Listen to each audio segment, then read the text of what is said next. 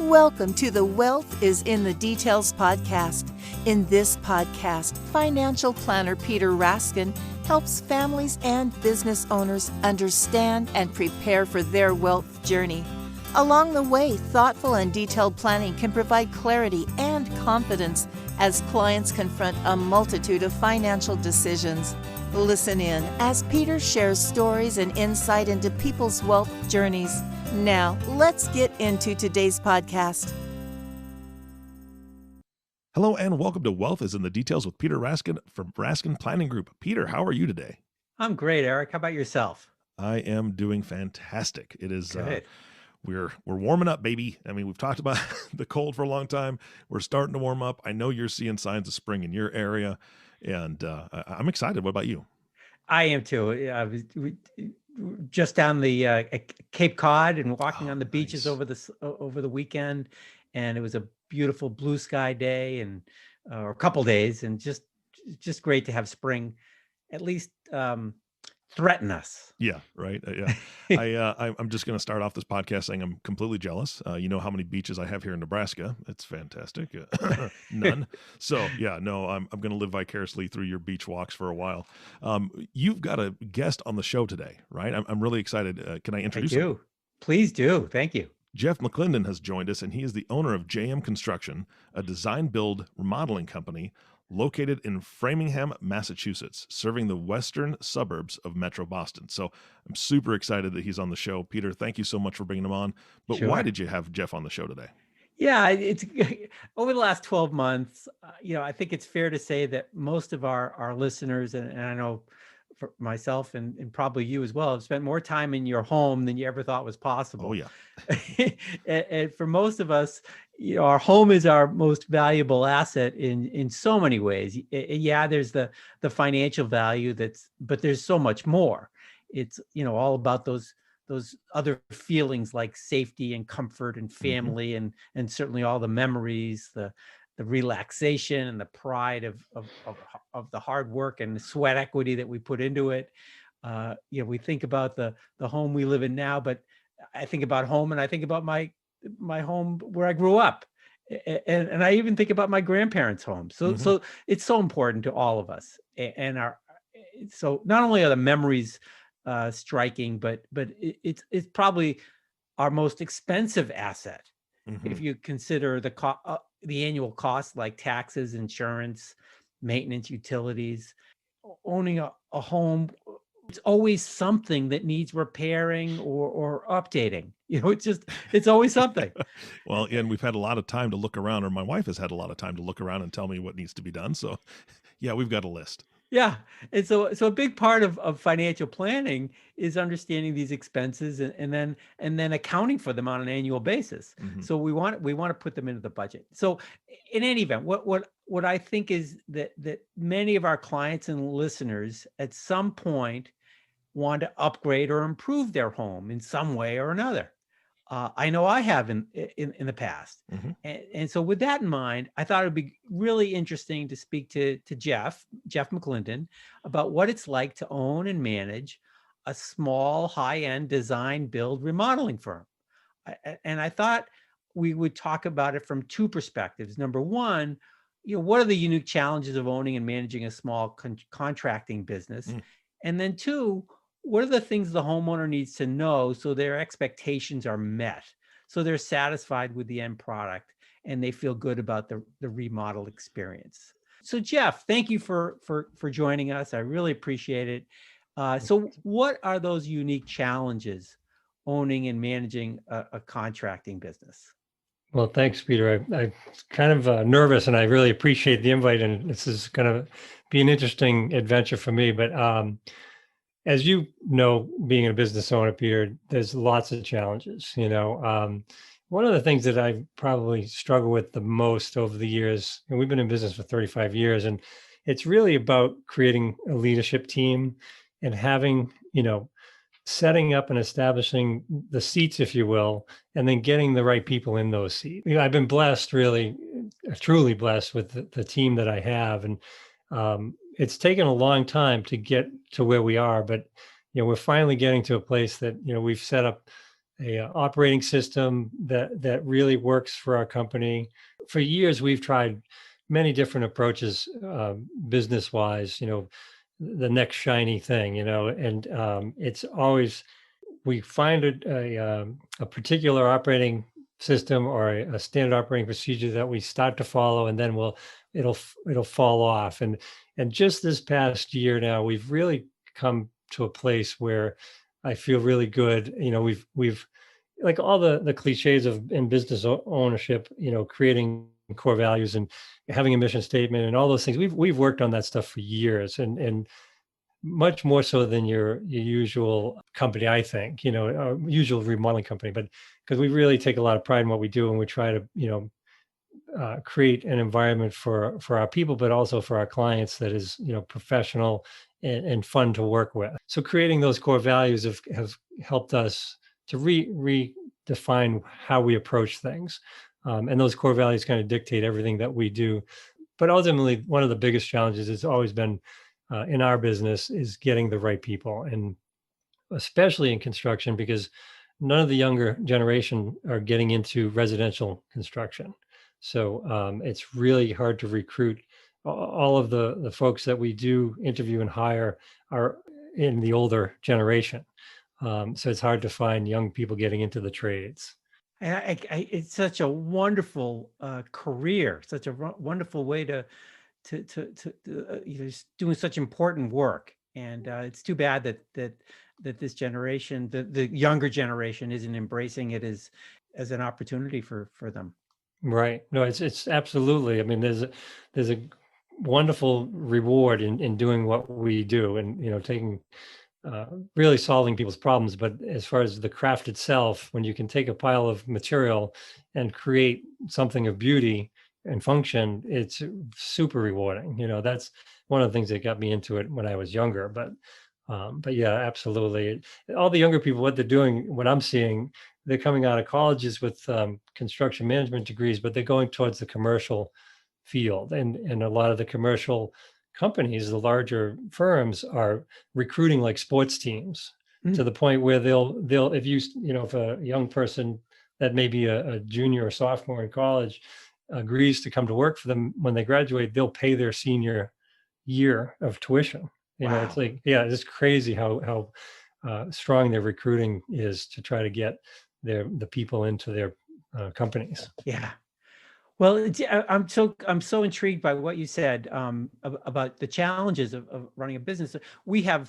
Our businesses are very different, but we all struggle with the same thing, which is the team, the people that are actually doing the so much of the work, and then also establishing systems in place that are vital so that you can repeat that good work time and time again. And I just find it so interesting. I think all businesses have this similar challenge. So one of the biggest challenges along those lines is really we spend a fair amount of time, obviously, pleasing our clients and making sure they're happy, but a good portion of our time is spent on those systems and streamlining them and trying to get them to be in a place that really help us function efficiently and consistently the same way each time that we're approached on a project. So yeah, it's just interesting. Sorry about that. Very interesting approach, though. Yeah, I think so. We had a business coach, Kevin Poland, speak with us on a recent podcast, and Kevin talked about working in your business or working on your business, and both are important. But working on your business is vital to keep you at that high level. Absolutely, and we do spend a significant amount of time on that, really. Again, just in establishing systems. We're involved in a couple different organizations too. One that we are heavily involved in is called Remodelers Advantage, and it's basically a board of directors. There's about 300 companies that are involved, remodeling firms of varying sizes from $1 million to 10, 15 million in sales. And it's a great resource. We meet twice a year. It's literally I have 12 other companies that are of varying sizes in my group, and we are twice a year submit all of our financials, all of our marketing plans, everything. And then we basically meet for 3 days and go through each other's company information and give feedback and help each other see their blind spots and share different insights and approaches of how to operate and manage, a well-run company. So that's been a great resource for us. That's really interesting. Thanks for sharing that with us. So the number two perspective I thought we talk about is a shift really to the working with your clients. So what are the things the homeowner needs to know so their expectations are met? So someone decides to hire you as like they would work with any business, but you want them to be satisfied with the end product. So they feel good about that remodel experience. So what about those expectations? So I believe as a company, we try to help clients realize and understand the importance and the value of clear, honest communication.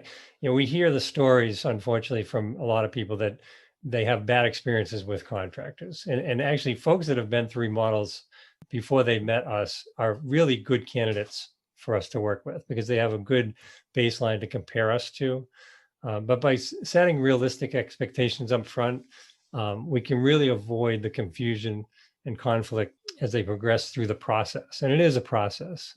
Early in the planning, we lay out the challenges and stresses. I'm pretty frank with our clients, as far as, people get really excited, when they're going to remodel a kitchen or a bathroom, and they're really excited to start going through the planning process. And they kind of turn a blind eye to the stress and challenges that come with a remodel.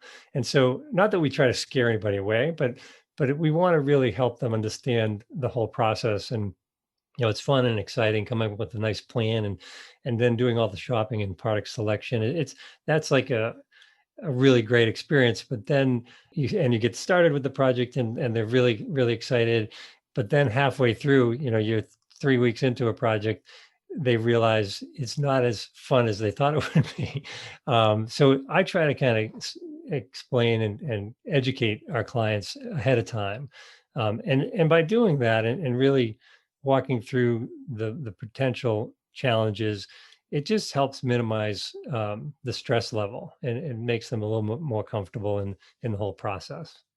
Yes, it's just, to me, it's so important because you're dealing with they're probably their second most valuable asset. Their first most valuable asset is their family. Right, exactly. But their home is right there, right next to it. At least I hope so. Mm-hmm. So it's so important. I think it's time for me to offer one important disclosure here. A few years ago, Jeff and your firm remodeled all 3 of our bathrooms. From start to finish. It took about 3 months, and we were very happy with the results. And I was so impressed with the process and just the whole approach that you had working with us. And I thought that's one reason why I wanted to bring you on our podcast to talk about that. Well, I really appreciate that. And that was a great project. I think you guys did a beautiful job pulling all the ideas together and as working as a team. It really was a wonderful project, everything about it. And it did turn out really nice. So I think it did really too. Pleased. Yeah. So Jeff, you were primarily in the western suburbs of metropolitan Boston. And I imagine your clients have high standards, which means you have to have high standards. And I know every project is unique and offers its own set of challenges. So I imagine that one of your primary goals is that your customers' expectations are exceeded or at least met. So what are those top 3 to 5 things a homeowner should do as they start this process of remodeling? Another great question. Just to kind of, before I get into that, what you just said, Peter, is really ultimately our reward. We obviously, as a business, we want to make a profit, because if we don't, we won't stay in business. But we have clients like yourself and others that are just so excited when we've gotten through the whole process with them.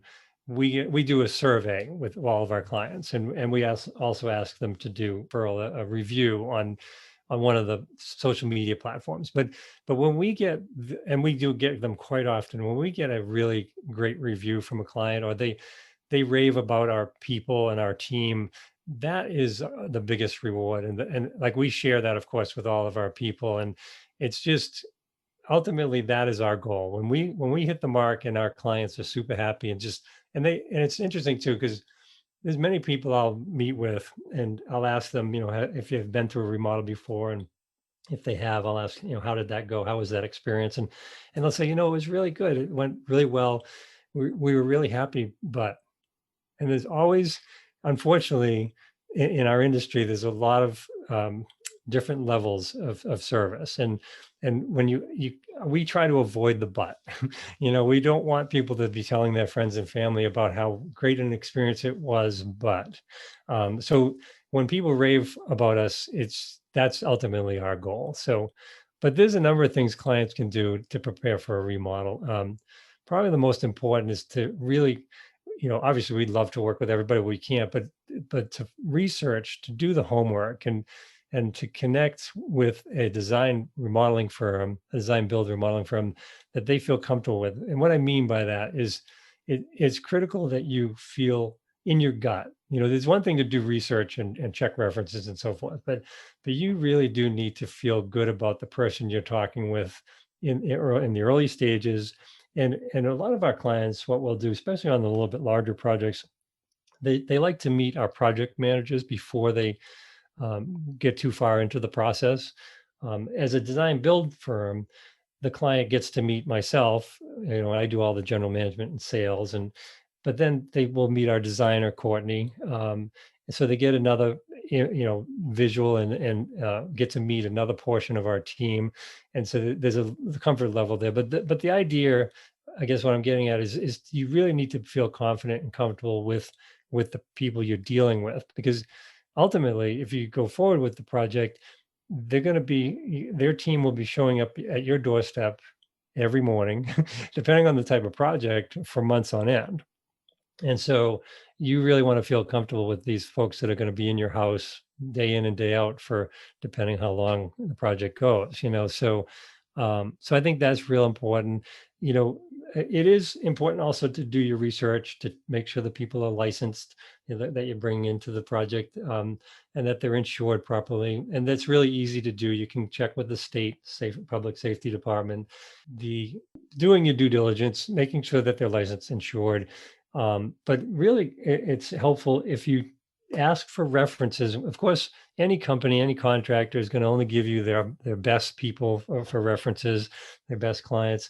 But what I suggest is talk to someone that they're actively working at currently, a project maybe that they finished a year ago, and then go back, ask them for a client that they did maybe 3 to 4 years prior.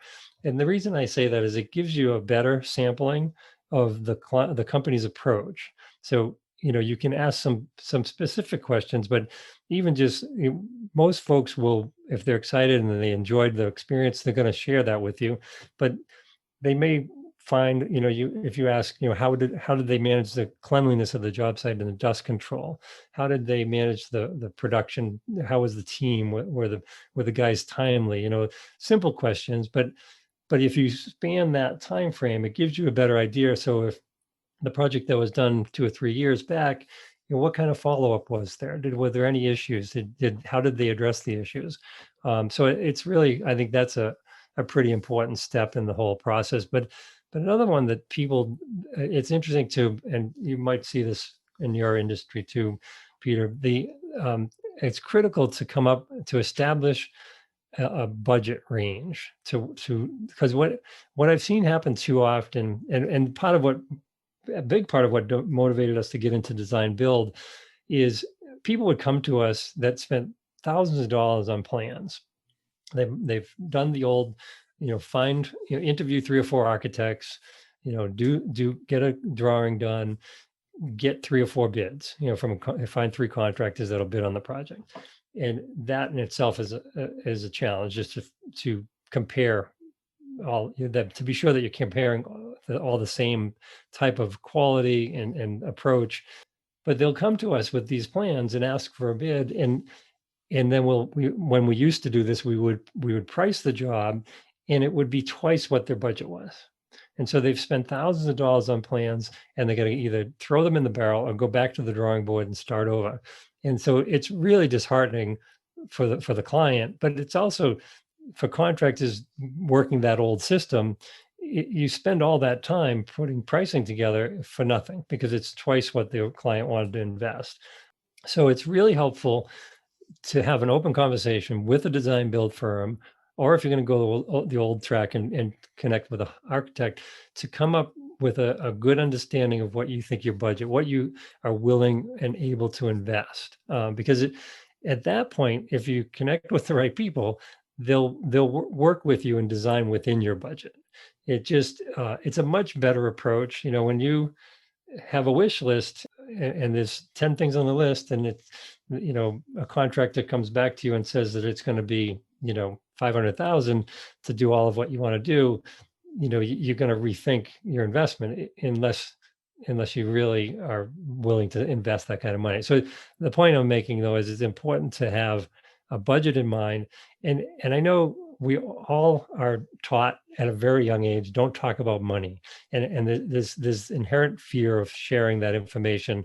But if you don't, I can guarantee you it's going to be more challenging, and you'll be probably disappointed a little bit into the process, because you might spend a little bit of money on the design and realize that the actual investment to complete the project is going to be greater than what you wanted to invest. So the more frank you can be and more honest you can be with the contractor. I know it goes against the grain as far as how people want to hold their cards close to the vest and not share that information, but it's really very helpful if you're working with a design build company to get that information out there.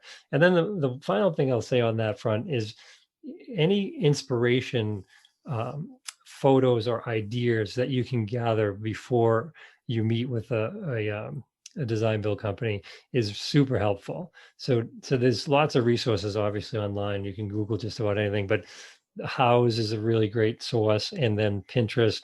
And House is neat because you can literally, like, if you want a black bathroom and you type in black bathroom, it's going to give you 1,000 different bathrooms having black theme, so and just getting, what happens is it's like a process of elimination. You'll see some things you might like, but then you'll see things you really don't like, and it's equally as important. So it helps to get a sense of the direction you want to go with the design, and it'll make the design process go smoother. And that's Houses, HOUZZ, correct? Correct. Yeah. Great ideas. I will say, I think your idea to have references who did the work 2 or 3 years ago is so important. Just to give you an example, we had you come back almost 2 years after you did the work to just fix some things that needed done. There was nothing big, but you guys came back right away. It wasn't even a question, and we really, I really appreciated it. So I think it really is a great suggestion. It's always been real important to me as far as when that happens. If we get a call a year, 2, 3 years later, we try not to drag our feet. We want to. And it's interesting too, because people are usually surprised that we come back so quickly and that we don't just brush it off. Again, it's all about the client experience. We want folks to we want to make a difference, and those are the things that work. So Jeff, what was your journey to running your own business? When did you know this is what you wanted to do, and how did you get from there to here? Well, it's an interesting story. I'll try to be brief. From a real young age, I kind of fell in love with construction. So we moved from a neighborhood when I was really little, 7 years old, I think, thereabouts, and it was a new development. So I think we were maybe the second house on the street that was built, and they were building all these houses around us. It was a court that we lived on, and so I would literally hang around, like when I go out and play, I would hang around the construction sites, and back then you could get away with anything when you were little, as long as you're home before the street lights came on. But sweep up for the guys. I'd pile up debris. I'd collect nails off the floor, and then I would take all that stuff at the end of the day, and I'd go in the back of my family's house and build cabins and forts. But that was really when it all began. And then I just had a real interest in how things worked and how things were assembled. And to be honest with you, I think part of the motivation was I learned pretty early on that my stepfather had no mechanical skills at all, literally none. Like my mom had a toolbox in her room. It was kind of a family joke that my stepdad, he couldn't change a light bulb without calling an electrician, like it was that bad, but so I was kind of motivated. Like it was like, I can do this, so no matter what it was, I would tackle it. I remember I was like 14 years old, and my parents, the decking was rotting on the back porch, and I tackled that. I remodeled the thing, and I learned a lot, and it came out okay, for a 14-year-old. But and then real quick, there was a gentleman that moved, a family that moved into the neighborhood, but not in our neighborhood, but just outside the neighborhood, and he was a contractor, and I ended up going to work for him eventually.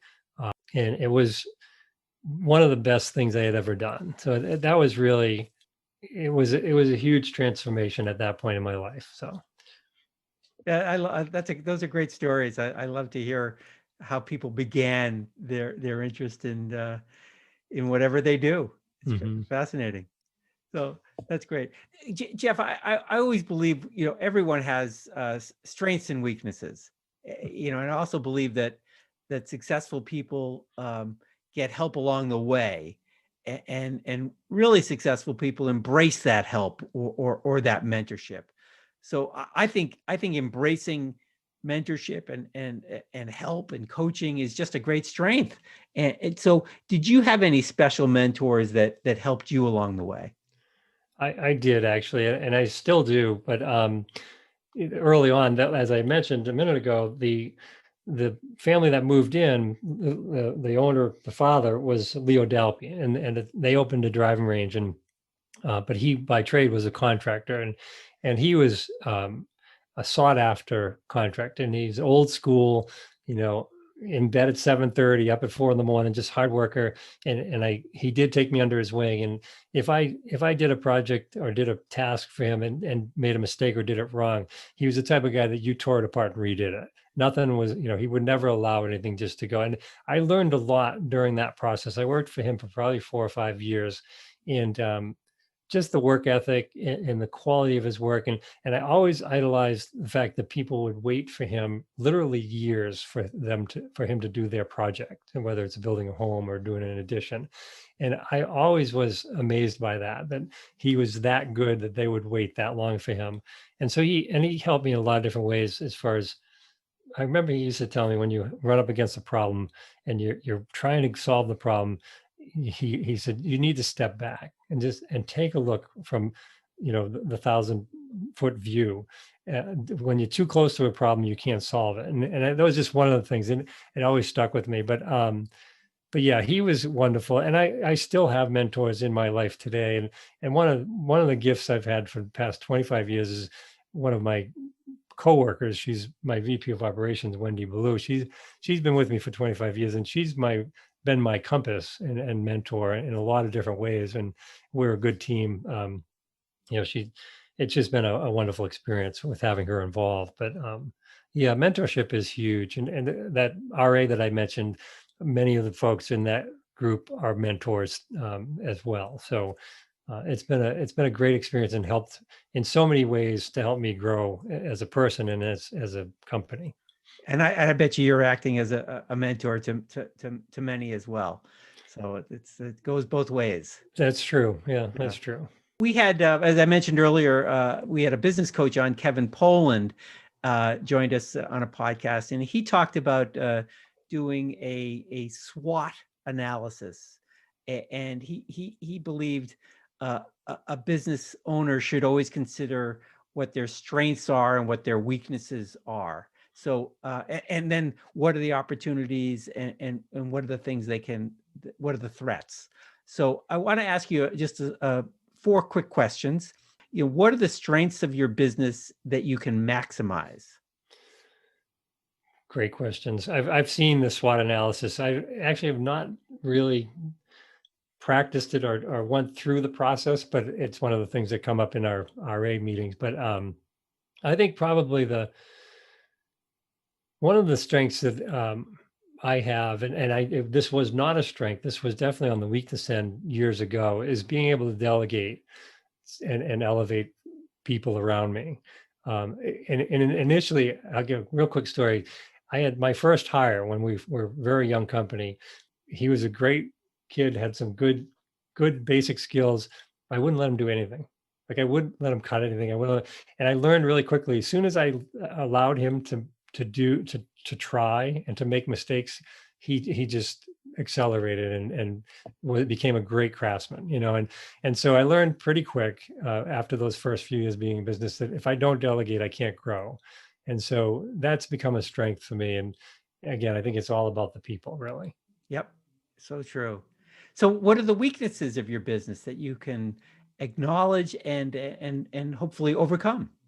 Well, this one's always a harder question, because we don't want to admit weaknesses, but we're always trying to improve. I think, to be honest with you, I was sharing it earlier, I think the operating systems and processes that we need to operate properly, efficiently, and to minimize errors, we still have a lot of work to do in those areas. That is something that is on the top of what we call our rocks list. They're these major things we need to correct, and I mean, we have some in place, but they're just not working.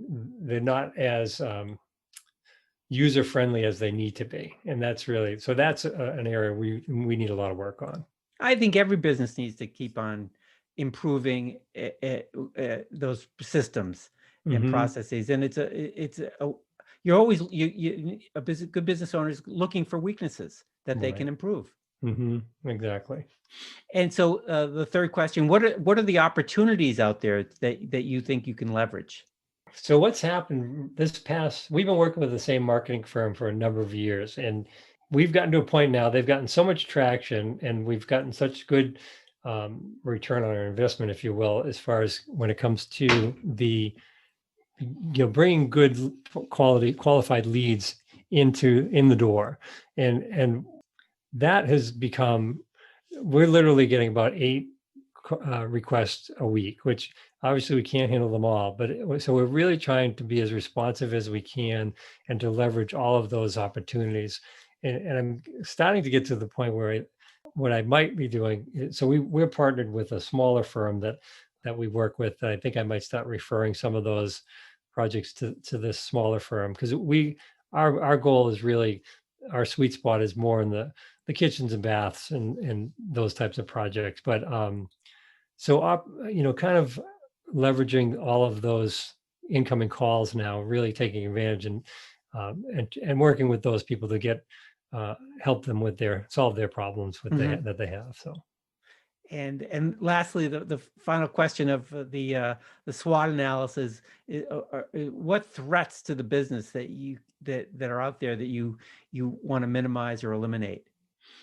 Well, this is kind of I think when I think about it, it's like an internal threat. Like one of the things we've been working on this past year, or the end of last year and the beginning of this year, is establishing our lanes. So as a company, we have a great leadership team, and we just actually reestablished, and we've always had an organizational chart, but we've created an accountability chart based on the positions in the company, and establishing more clearly the roles for each position. And in doing so, it's helping us stay in our lane, meaning we're not duplicating tasks. We're being more productive and a little bit more efficient. And if we can continue on that path, that is really, it makes, when we're not doing it, it makes us so less efficient and just, again, duplicating tasks and not being very productive. So So I'm hoping that by doing that, we're going to be able to minimize that threat. That's great. Jeff, I really appreciate that, your honesty on those questions. These are good and important questions, and they take some deep thought, I think, to answer them, because they're important. Yeah, so definitely. So just one of my final question is just, how do you engage new clients? Good question. So years ago, it was always folks would call and we would get on the phone with them. Now, most of our clients do come through the internet, through our website. But even now, after 35 years, our best clients are referrals from prior clients and repeat clients. But so word of mouth has always been the largest portion of our leads. Until recently, though, because of the marketing that we've been doing with the Jillian Group, it's really, like I mentioned, we've got a lot of traction and we get lots of requests. So clients will come to our website after they search a particular type of project, and they'll they fill out a request for a project consult. And what we're just starting to establish now is they'll be able to actually schedule their own appointment with me at a convenient time for them, and so it'll all be automated, which will make it a lot easier. Because I don't know about you, Peter, but the more communication, the more ways we have of communicating, it seems the harder it is to connect with people. Yes. It's baffling. But so to avoid the long games of phone tag or email tag, we're going to be starting that in another week or so, where you'll be able to go onto our website, fill out the request form for a consult, and pick a date and time that works for you, that's convenient for the client. So I think that'll be a wonderful way it'll just going to make things more efficient. We'll be able to connect quicker with our clients. So yeah, we use that technology, and it really works. It's wonderful. Really Absolutely. Is. Yeah. Well, Jeff, this has been so fantastic having you on. It's great to reconnect with you, and I think our listeners got a lot out of it. First, they learned what it's like to own and manage a small business, and hopefully they appreciate some of those challenges, because not everyone has had that experience. So, and then secondly, I think it's so helpful for our listeners to hear how they might enhance their own remodel experience. Have the right expectations, because that's going to make them more satisfied in the long run. Understand what they're getting into, and work through that process, because it is a process. I think you've hit the nail on the head with that. Okay. So Jeff, what's the best way for a listener to reach out to you if they have a question, if they want to reach you directly? Well, if they want to reach me directly, it's probably best to call me at 508-861-7019. But if they go to the website, jmconstructionco.com, and you got to remember that CO at the end of it. So it's jmconstructionco.com, and they can submit a project consult request, and we can get connected that way. So that's great. And they can certainly use me as a reference. Thank you. I really appreciate that, Peter. You're welcome. Thank you. Well, thanks. I also want to thank you for having me on. It's been a great experience, and like you said, it was great catching up. So thank you again. Oh, you're welcome. I really appreciate you doing it. Well, thank you. Guys, this has been a great podcast. Obviously, Peter, there's good reason you brought Jeff on the show. You guys had a ton to discuss, and I love how it all ties into really client service, which you're all about. Obviously, Jeff is all about. So I loved listening and hearing all the different things about Jeff's business, and I know the audience did too. So thank you so much for bringing him on the show. Of course, Jeff, thank you for being on the show. And our last thank you, of course, goes to you, the listening audience. Thank you for tuning in and listening to the Wealth is in the Details podcast with Peter Raskin. If you have not subscribed to the podcast yet, please click the subscribe now button below. This way, when Peter comes out with a new podcast, it'll show up directly on your listening device. This makes it much easier to share these podcasts with your friends and family. Again, thank you so much for listening today. For everyone at Raskin Planning Group, this is Eric Johnson reminding you to live your best day every day. And we'll see you next time. Thank you for listening to the Wealth is in the Details podcast. Click the subscribe button below to be notified when new episodes become available. The information covered and posted represents the views and opinions of the guest and does not necessarily represent the views or opinions of Lincoln Financial Advisors Corporation. The content has been made available for informational and educational purposes only. The content is not intended to be a substitute for professional investing advice. Always seek the advice of your financial advisor or other qualified financial service provider with any questions you may have regarding your investment planning. Peter Raskin is a registered representative of Lincoln Financial Advisors. Securities offered through Lincoln Financial Advisors Corporation, a broker, dealer, member SIPC. Investment advisory services offered through SageMark Consulting, a division of Lincoln Financial Advisors, a registered investment advisor. Insurance offered through Lincoln affiliates and other fine companies. Raskin Planning Group is not an affiliate of Lincoln Financial Advisors. Lincoln Financial Advisors Corporation and its representatives do not provide legal or tax advice. You may want to consult a legal or tax advisor regarding any legal or tax information as it relates to your personal circumstances.